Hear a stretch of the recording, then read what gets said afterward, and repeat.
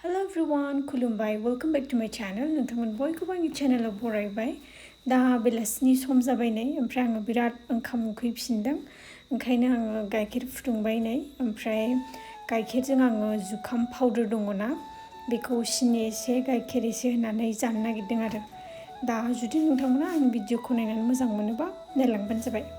आङो बिदि जुखामनि पाउडारावहाय सिनि एसे गाइखेर एसे होनानै जानो जोबोद गोथाव मोनो।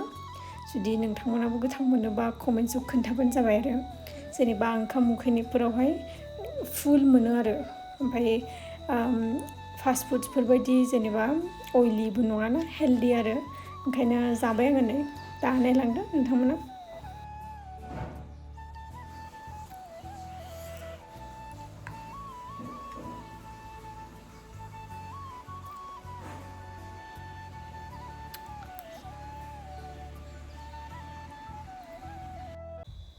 ओमफ्राय नै जोंहा दिनै लाफा मैगं जानो नागिरदों। बे बोथोराव फार्स्ट टाइम लाफा मैगं लानानै फैदों। ओमफ्राय बिथिं धुनिया गोरलै, फान्थाव लकेल बिदि लानानै फैदों आरो।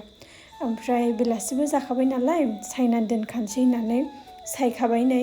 ओमफ्राय सुबायबो, सुनानै नै बिथिं आलु एवगोन होननानै आलुबो हानानै दोनबाय। ओमफ्राय नै बिथिं बाबा ओमफ्राय आदैनो साहा फुदुंहरबाय आरो। बिसोर बागानाव थांदोंमोन नालाय, फुङाव थांनानै दासो फैदों।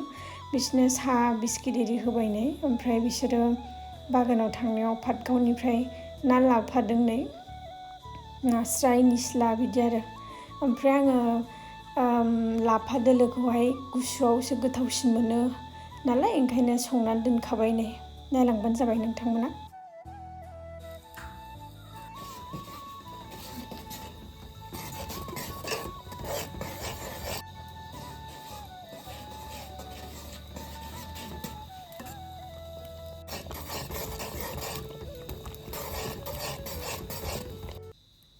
ओमफ्राय आंहा लाफा दोलो ना सावनाय जाखांजोब्बाय। ओमफ्राय नै दसे उनावहाय हासबेन्डआहाय आलु भाजाखौ गाव एवनोसै होननानै एवफैदों आरो।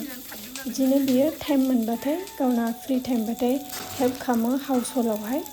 जुदि नोंथांमोनहाबो हासबेन्डफोरा सोरबा बेबायदि हेल्प खालामोबा कमेन्ट्सआव एसे खोन्थाबानो जाबाय। ओमफ्राय नायलांदो नोंथांमोना।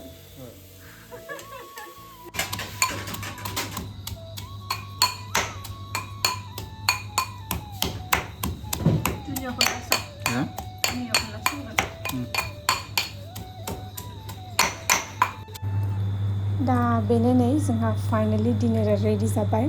लाफा दोलो, आलु एवनाय दुन्दिया गोरलैजों, ओमफ्राय ना सावनाय बाथोन दुन्दिया गोरलैजों।